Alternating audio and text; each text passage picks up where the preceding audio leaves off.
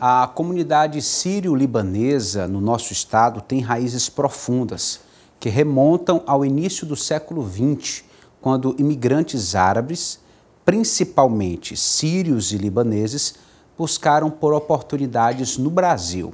Em Teresina e no Piauí, a comunidade desempenhou um papel crucial na história da cidade e do estado, especialmente no comércio e na cultura local. Entre eles estavam o imigrante sírio Elias João Tágira e a imigrante libanesa Amélia Sadi, os pais do nosso querido e saudoso fundador do Grupo JET, José Elias Tágira. E para saber mais sobre a história do nosso querido Dr. José e de sua relação com a comunidade sírio-libanesa, estamos recebendo o presidente da comunidade sírio-libanesa aqui no Piauí, Elias Cadá. Presidente, boa tarde, seja bem-vindo. Boa tarde, boa tarde. Como é que aconteceu essa história da chegada da comunidade aqui no Piauí e da consolidação dela no nosso meio? Bom, a comunidade sírio-libanesa ela chegou praticamente no início do século, né?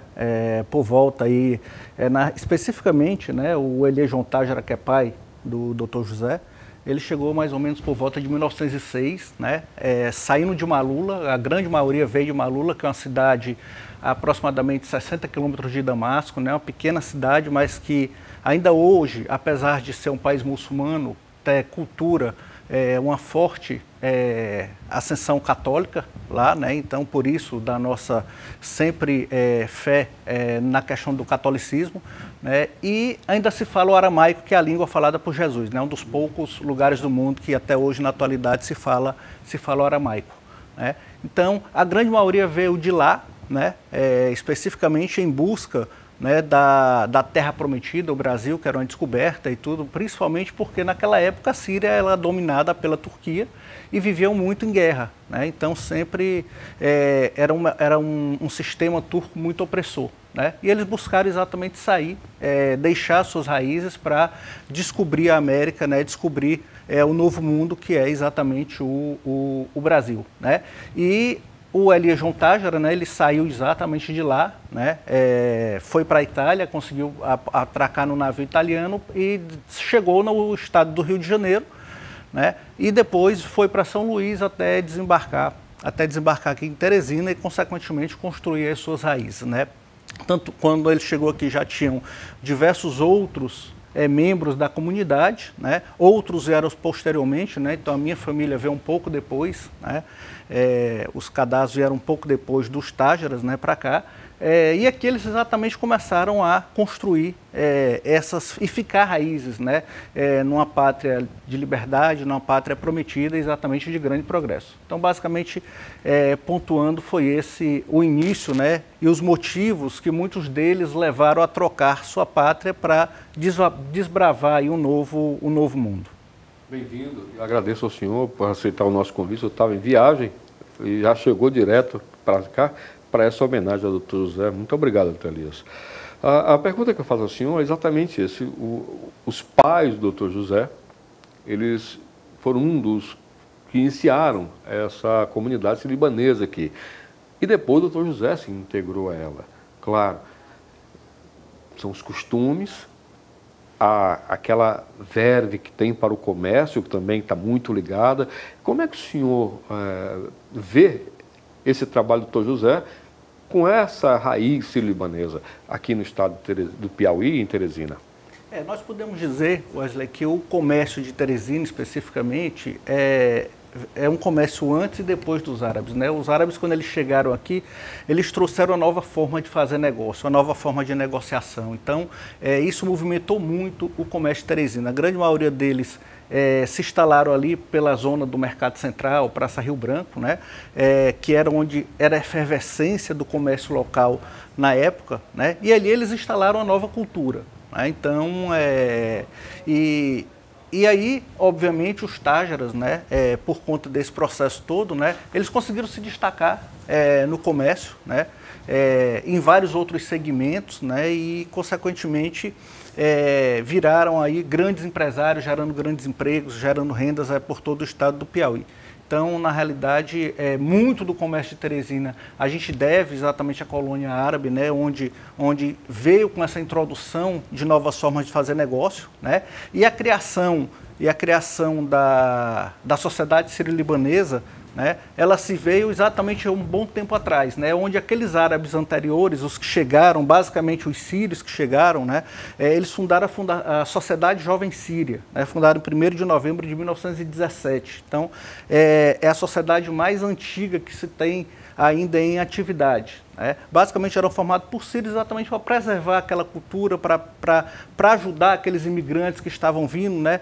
Você imagina a grande dificuldade que eles passaram, que eles desbravaram por sair da sua terra-mãe, chegar numa terra só com a esperança no bolso, mas sem saber a língua, sem conhecer direito o que estava por vir. Né? Então, realmente foi um grande processo. E, consequentemente, com a chegada dos libaneses, a gente precisou, obviamente, dar uma nova padronização nesse processo, por isso que a Sociedade Jovem Síria se transformou em Sociedade Sírio-Libanesa do Piauí. Né? Exatamente para que nós possamos aí abraçar toda a comunidade árabe, manter essas tradições, tanto na culinária, quanto no comércio, quanto nas próprias gerações, né? Porque basicamente é isso que a gente precisa fazer, perpetuar essas gerações, tanto para as pessoas que conviveram com essas pessoas, né? Quanto para aquelas pessoas que não chegaram a conhecer. Né, que vão vir exatamente para ter essa perpetuidade. Né? E o Dr. José, ele era um grande entusiasta. Né? Então, ele era um grande entusiasta diante aí do seu grande coração, do seu legado. Ele é um grande entusiasta dessa sociedade exatamente por fincar essas raízes, já que os pais originariamente eram exatamente da Síria e do Líbano, então, consequentemente, estavam muito próximos. Né? Então, principalmente para perpassar esse conhecimento para gerações futuras. Né? Então, as famílias aqui, quando chegaram, elas eram bem mais próximas, mas cada um foi constituindo a sua, né? E esse distanciamento acabou sendo uma coisa natural. Né? Então, uma das coisas que a gente prega é exatamente isso, é que as nossas descendências já conheçam essas outras pessoas, porque os naturais, infelizmente, estão a tendência natural da vida, né? Estão indo embora para outro plano, né? E, consequentemente, aquelas gerações que vão ficando, elas precisam perpetuar essa cultura e esse processo aí de integração. Né? Agora, doutor Elias, o que me gera curiosidade, né, ouvindo todo mundo falar do doutor Jesus, é esse lado humano, um lado amoroso, um lado solidário. Eu queria que o senhor falasse do costume das famílias árabes, essas famílias realmente, que eram famílias muito grandes, muitos filhos, né? A própria família do doutor José, né? O pai, Elias João, tiveram ali muitos filhos, né? E como é essa relação dessas famílias árabes? São essas famílias amorosas, ou o doutor José a gente pode colocar como um caso à parte nessa personalidade dele? Não, de um modo geral, são todas pessoas que eles preservam exatamente os laços familiares, né? Essa cultura familiar. Né? Então, eram sempre grandes reuniões, eram sempre regadas de comidas árabes, festividades, conversas, troca de conhecimentos e tudo. Então, isso faz parte, de um modo geral, da cultura. Dr. José é uma peça à parte no sentido de que exatamente parece que transborda essa bondade no coração. Né? Então, muitas vezes, né, a gente se encontrou já, um determinado tempo atrás, tivemos alguns negócios juntos dentro dessa mesma linha e a conversa sempre foi muito tranquila, foi muito agradável, né? Exatamente de muito aprendizado. Né? Assim como com o Dr. Jesus também. Né? Então, eu acho que faz parte dessa cultura e é exatamente isso que a gente quer preservar. Porque chega um determinado momento que, com essa expansão, por exemplo, os meus filhos já não conhecem, por exemplo, os filhos do Cláudio Tágera. Certo? Então é exatamente isso que a gente quer preservar. Até a nossa geração, a gente ainda tem muitos contatos, né? E essa preservação precisa ser mantida exatamente para essa continuidade da família e para que as nossas tradições elas perpassem aí por muitos e muitos anos, principalmente pela cultura e pelo convívio e pela facilidade que hoje a gente tem de estar conversando com os nossos parentes que ainda estão lá, né? Que permanecem por lá. Então, a gente precisa dar essa linha, né? E como eu falei, ele sempre foi um grande entusiasta, de um coração humano realmente muito grande e, com certeza, vai fazer muita falta, mas vai ficar seu exemplo, vai ficar seu legado para que gerações futuras possam lembrar, né, de quem foi, do que ele construiu e da sua participação aqui nesse processo de construção, né, do comércio, em todos os sentidos do nosso Estado. Agora, presidente, como é que a comunidade funciona enquanto organização? Que tipo de eventos vocês promovem exatamente com esse objetivo de preservar os laços e a cultura? Na realidade, nós estamos dentro desse processo fazendo essa reconstrução da sociedade, né? Tivemos aí algum hiato ainda advindo um pouco da pandemia, né? Eu não estou sendo o presidente hoje da sociedade, a gente faz parte aí de toda uma diretoria, né, dentro dessa construção, mas o que a gente quer é isso, estamos trabalhando dentro de uma linha de programação para esse ano de 2025, para que nós possamos reunir toda a comunidade.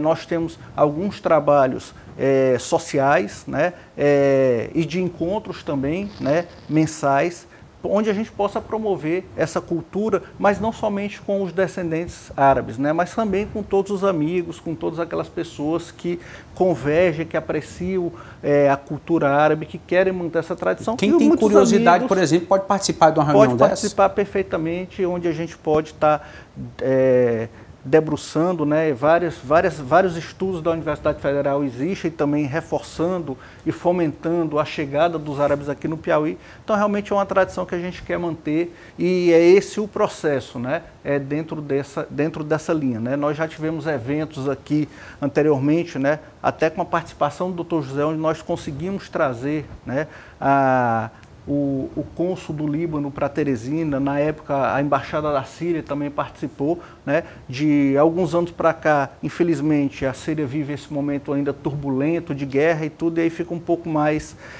um processo um pouco menos tranquilo, né? Mas a gente tem uma grande relação e a gente quer preservar exatamente essas raízes para que toda a comunidade piauiense, brasileira, elas consigam aí estar alinhadas dentro desse processo da cultura árabe no nosso Estado.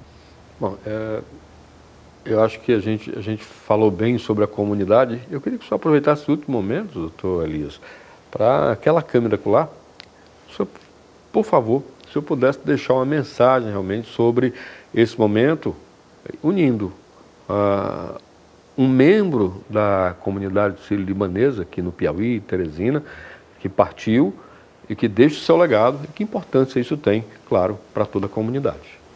Sem dúvida nenhuma, o Dr. José ele continuará sendo uma pessoa extremamente importante dentro desse processo, né?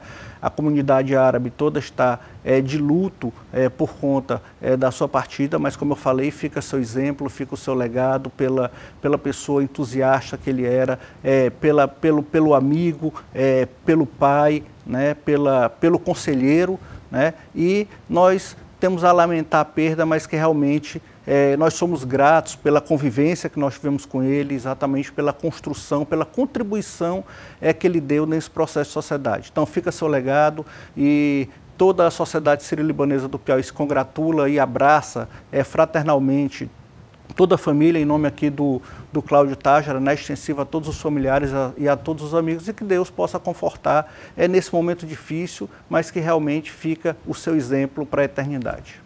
Nós agradecemos aqui ao Dr. Elias Kadar, como representante da Sociedade Sírio-Libanesa aqui no Piauí, em Teresina, pela presença, por compartilhar com a gente.